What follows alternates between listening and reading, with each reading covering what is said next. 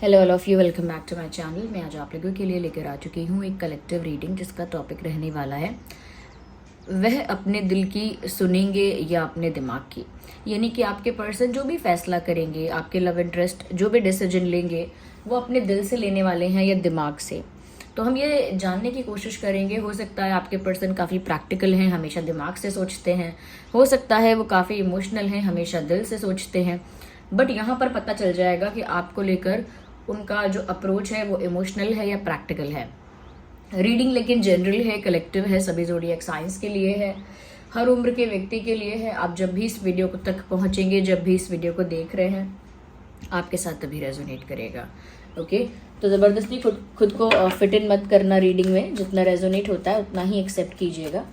आइए देखते हैं वह अपने दिल की सुनेंगे या दिमाग की। ओके,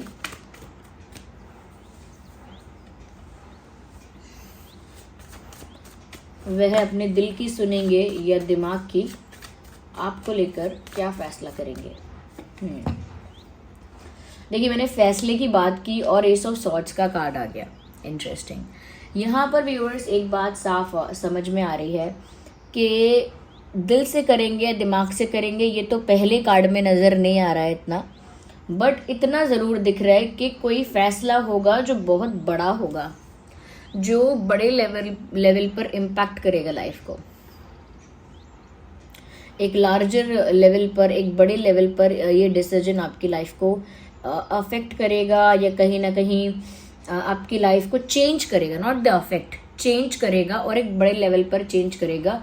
और ये फैसला आपके पर्सन ज़रूर लेंगे, क्योंकि ये छोटे मोटे एक्शंस नहीं हैं। ये जो डिसीजन है ये एक लाइफ चेंजिंग डिसीजन हो सकता है। ये लाइफ का एक टर्निंग पॉइंट यहाँ से स्टार्ट हो सकता है। ये लाइफ के लिए एक टर्निंग पॉइंट रह सकता है, या फिर यहाँ से लाइफ पूरी तरह से शिफ्ट हो सकती है। तो ऐसा कोई बड़ा डिसीजन लेने के मूड में आपके पर्सन है, चाहे वो मेल हैं या फीमेल हैं। कोई स्ट्रॉन्ग सॉलिड डिसीजन ये लेने के बारे में सोच रहे हैं, और ये डिसीजन इमोशनल होगा, प्रैक्टिकल, ये तो अभी हम और देख लेंगे। बट इतना ज़रूर लगता है कि ये जो भी डिसीजन होगा ये फेयर होगा। यानी कि ये ऐसा डिसीजन होगा जो आपको भी लगेगा कि हाँ ये फेयर हुआ है, जो सुन के आपको भी लगेगा, जो देख के आपको भी लगेगा कि ये जस्टिस है, ये फेयर है, ये जस्टिस है, ये इक्वल है। तो ऐसा लगता है कि इस डिसीजन में जस्टिस भी होगा। ये डिसीजन काफ़ी कह सकते हैं कि एक सॉलिड इफेक्टिव डिसीजन होगा जो आपके पर्सन लेंगे। ये तो साफ दिख रहा है।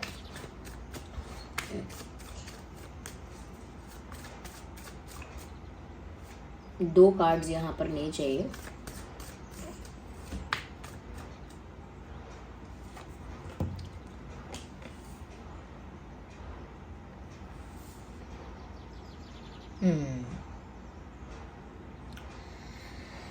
मुझे यहाँ पर ऐसा भी लग रहा है व्यूअर्स, आपके पर्सन ना, हो सकता है, ये पॉसिबल है कि वाइस वर्सा हो रहा है आप दोनों में। ये मतलब अपोजिट वर्क चल रहा है। अपोजिट ऐसे चल रहा है कि जब आप बहुत इमोशनल हो जाते हैं और आप इनको लेकर इमोशनली सोचते हैं, तब ये इंसान बहुत प्रैक्टिकल हो जाते हैं और प्रैक्टिकली सोचते हैं आपके बारे में। अभी करंटली सिचुएशन मुझे ये लग रही है व्यूअर्स कि आप इस समय थोड़े प्रैक्टिकल हो गए हो। अगर प्रैक्टिकल भी नहीं कहेंगे तो ऐसा कह सकते हैं कि आप इस वक्त थोड़े से मतलब सेंसिबल ज़्यादा बिहेव कर रहे हो, या फिर कह सकते हैं लॉजिकली या रैशनली ज़्यादा बिहेव कर रहे हो। यानी कि थोड़ा सा आपकी जो अप्रोच है अब वो ऐसी हो गई है जैसे प्रैक्टिकल इंसान की होती है, जैसे एक लॉजिकल इंसान की होती है। ओके, और उनकी अप्रोच अब इसके अपोजिट हो रही है। यानी कि अब क्योंकि वो देख रहे हैं कि आपके अंदर एक प्रैक्टिकलिटी आ रही है, आप रैशनल हो रहे हैं चीज़ों को लेकर, हमेशा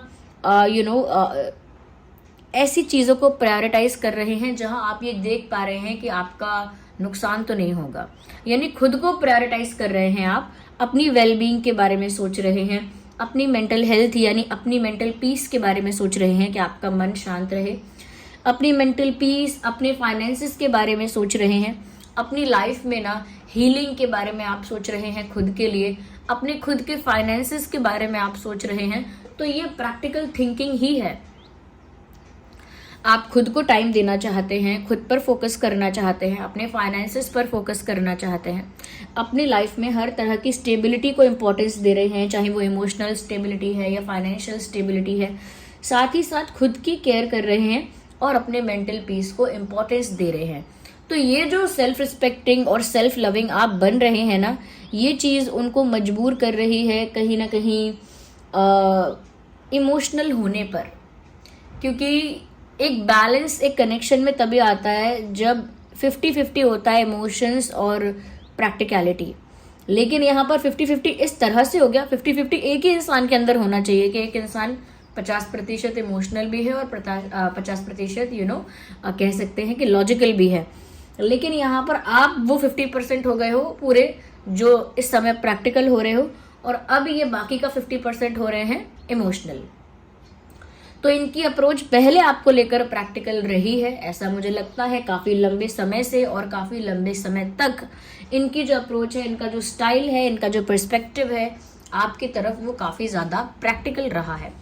बट ये तो व्यूवर्स आपकी वजह से ही है कि आपके अंदर एक चेंज आया और आपने खुद को प्रायोरिटाइज किया और इस इंसान के दिल में आपको लेकर इमोशंस भी ट्रिगर हो गए, आपकी तरफ एक खिंचाव, एक अटैचमेंट, एक अपनापन ज़्यादा बढ़ने लगा। ओके, आप पर अपना हक ज़्यादा समझने लगे। तो ये इनकी इमोशनल अटैचमेंट बढ़ती चली गई और इनका ये बड़ा डिसीजन लेने का जो फैसला है कि वो एक कुछ बड़ा करने वाले हैं, ये बड़ा भी इसीलिए करने वाले हैं वो, क्योंकि अब उनके इमोशंस बहुत ट्रिगर हो रहे हैं। अब वो अपने आप को रोक नहीं पा रहे हैं या अब वो अपने इमोशंस को कंट्रोल नहीं कर सकते हैं, क्योंकि जिस सेल्फ लविंग और सेल्फ रिस्पेक्टिंग एनर्जी में आप हो, ये एनर्जी उनको अपनी तरफ अट्रैक्ट कर रही है। आपने अपने चारों ओर एक ऐसा ऑरा बिल्ड किया है, उस ऑरा से ही ये आपकी तरफ अट्रैक्ट हो रहे हैं, आपकी तरफ खिंचाव, आपकी तरफ अट्रैक्शन फील कर रहे हैं, क्योंकि आप अपने जोन में हैं, आप अपने बारे में सोच रहे हैं, आप खुद की केयर कर रहे हैं।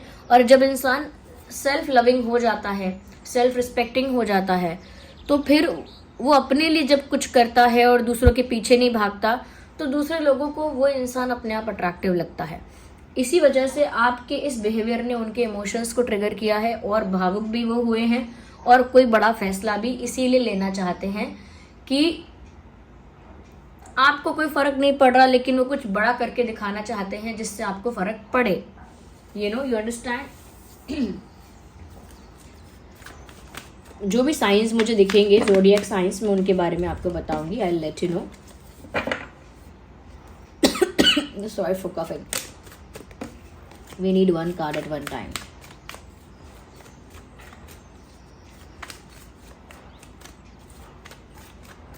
Here we have another card. Go with the flow. मुझे व्यूअर्स यहाँ पर ऐसा भी नज़र आ रहा है कि आपके ये जो पर्सन है,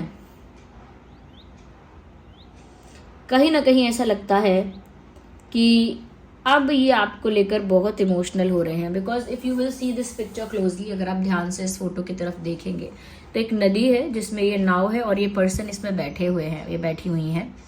और नाव चलाने का ये जो स्टिक होता है, इसे क्या कहते हैं अंग्रेजी में मैं जानती नहीं हूँ, हिंदी में तो चप्पू कहते हैं।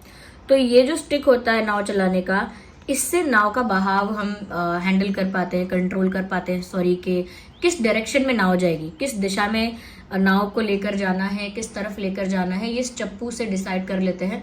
और नाव की स्पीड भी डिसाइड हो जाती है इस चप्पू से थोड़ी। बट क्योंकि ये चप्पू पीछे गिरा हुआ है और इनके हाथ में कुछ भी नहीं है, ये आंखें बंद करके बस कुछ महसूस कर रहे हैं। They are experiencing, imagining and feeling something. कुछ महसूस करने की कोशिश कर रहे हैं। ऑफकोर्स वो रोमांस है, वो प्यार है जिसे वो महसूस करने की कोशिश कर रहे हैं और पानी के बहाव में, अपने इमोशंस के बहाव में भी बहे जा रहे हैं। जैसे ये नाव इसमें दिख रही है कि पानी के बहाव में बही जा रही है और इस इंसान को कोई फिक्र ही नहीं है, ऐसे ही वो भी अपने इमोशंस के बहाव में बहे जा रहे हैं और उन्हें भी किसी और चीज़ की कोई फिक्र नहीं है, क्योंकि ये जो पीछे स्टिक गिर गई है इन्हें इसकी फिक्र नहीं है, साफ पता लग रहा है। इसका मतलब ये लॉजिक को ज़्यादा पकड़ नहीं पा रहे या लॉजिकली ज़्यादा सोच नहीं पा रहे और अपने इमोशंस में बह रहे हैं। और जो लॉजिक है या जो इंटेलिजेंस है या फिर जो प्रैक्टिकलिटी है वो बहुत पीछे छूट गई है। And they are moving ahead, और वो इमोशनल होकर ही आगे बहते जा रहे हैं, और जो एक प्रैक्टिकल डिसीजन होता वो नहीं कर रहे हैं। एक इमोशनल होकर, या कह सकते हैं कि इमोशनली बहुत इंटेंस फील करके वो कोई डिसीजन कहीं ना कहीं ले रहे हैं या लेना चाह रहे हैं। तो ये भावनाओं में जो इंसान बह जाता है उसका पिक्चराइजेशन यहाँ पर बहुत सुंदर किया गया है। It is easy for you to understand, ताकि आप देखकर भी समझ रहे हैं, और मैसेज भी है गो विद द फ्लो। तो वो अब ज़्यादा सोच ही नहीं रहे हैं, जिस तरफ बहाव है भावनाओं का उस तरफ बहना है।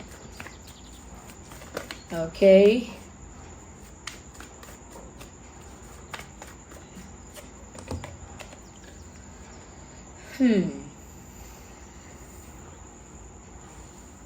ऐसा भी लगता है व्यूअर्स, कहीं ना कहीं ये जो भी करेंगे अब यूनियन के लिए करेंगे, क्योंकि इन्हें आपके साथ यूनियन चाहिए, और यूनियन के लिए ये बहुत ज़्यादा कह सकते हैं कि एक्साइटेड हैं, यूनियन के लिए बहुत ज़्यादा पैशनेट हैं।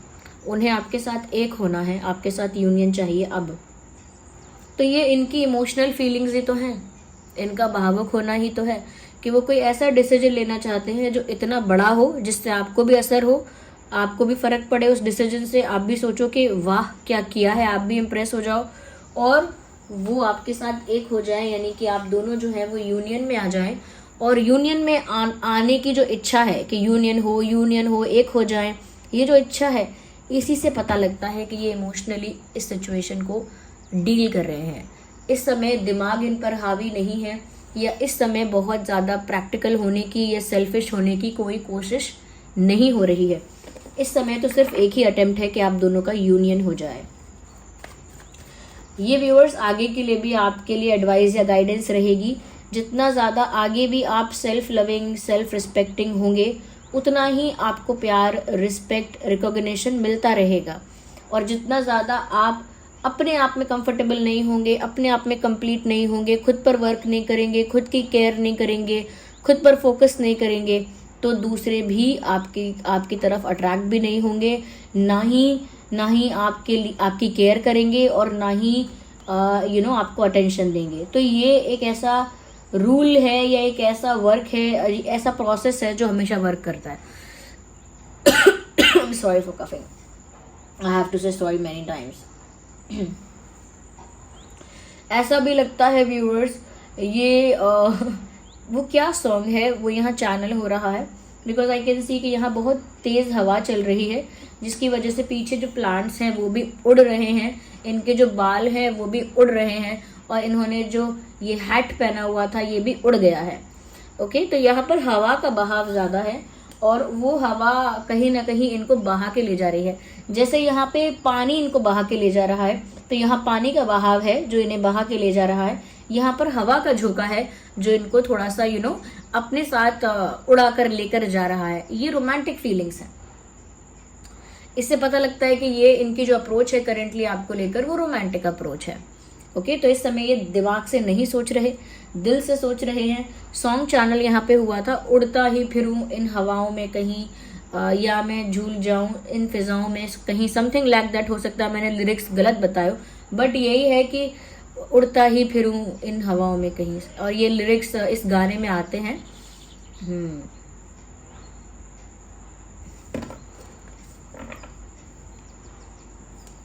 पहला नशा पहला खुमा, ऐसा कोई गाना है ना ये गाना, इसमें आमिर खान जी हैं शायद, ये मूवी मुझे याद नहीं कौन सी थी, लेकिन ये गाना सुन लीजिएगा, यहाँ चैनल हुआ है।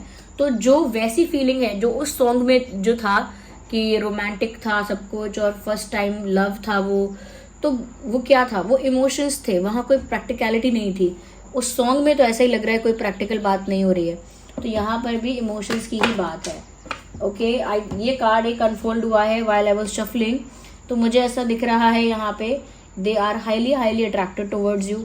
कुछ आपने ट्रांसफॉर्मेशन किया है अपने अंदर, कुछ तो आपने अपना वेट गेन किया या लूज किया, fashion sense, dressing sense change किया, या कॉन्फिडेंस आपका हाई हो गया है, या लुक्स आपके और ज़्यादा इम्प्रूव हो गए हैं, या तो आपका एटीट्यूड कुछ ऐसा हो गया है। बट देयर इज समथिंग, जब से आप खुद को प्यार करने लगे हो, खुद को टाइम देने लगे हो, खुद को एक्सेप्ट करने लगे हो, कुछ तो आप में ऐसा है जो बहुत ज़्यादा करिज्मेटिक लग रहा है उनको, बहुत ज़्यादा करिज्मेटिक और अट्रैक्टिव लग रहा है।